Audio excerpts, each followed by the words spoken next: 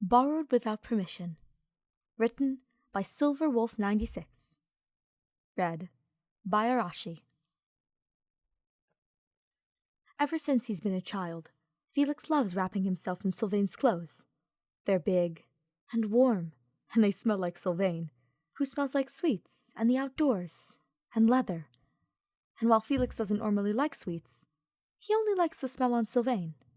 Every time Sylvain comes to visit, Felix ends up stealing some clothing from him, at some point, even as his father tells him not to, and Sylvain just laughs and finds it adorable, and Glenn rolls his eyes, but doesn't say anything. Every time Sylvain visits, Felix ends up diving into a too big sweater, or coat, or scarf, or whatever he can get his hands on. Even when Sylvain sometimes brings some new clothes for Felix, that are the same size and colors as the one he wears, Felix still snatches his clothes. When asked why, he simply says they're better. Years later, the habit seems to wear off, as Felix becomes more closed off after the tragedy happens, and by the time they're attending Garrigmock, he hasn't borrowed any of Sylvain's clothes for years. Sylvain has almost forgotten what it's like to not have access to his clothes.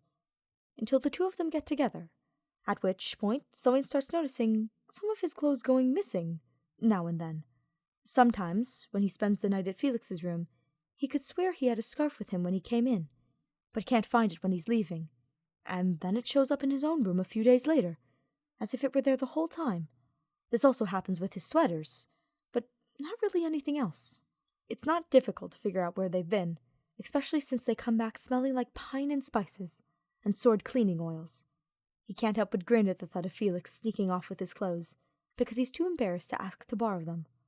One morning, when Felix has spent the night in his room, Sylvain wakes up to the sight of Felix wearing one of his more casual shirts. It's far too big on him, reaching down to his mid-thighs, and hanging loosely with one side threatening to slide down his shoulder. He looks smaller than normal, even combined with the loose hair falling around his face. He looks like nothing Sylvain has ever seen before. He feels privileged to get to see Felix in his downtime like this. He can't take his eyes off him. Felix must have felt Sylvain's eyes on him, because he turns around to glare at him. "What are you staring at?" he demands to know. "And what's with that stupid, goofy grin?" He crosses his arms over his chest and turns his head to the side, as if trying to hide the embarrassment of getting caught. "Nothing," Sylvain grunts when he sits up, trailing his bleary eyes up at Felix, still with the same goofy grin on his face. "I love it when you wear my clothes," he mutters, gesturing for Felix to come closer. "Shut up," Felix mutters, a blush creeping across his cheeks. He does take a few steps required to bring them to the bed, where Sylvain grabs his hand and pulls him down on top of him. "I love you," Sylvain says, pressing a kiss to that exposed collarbone.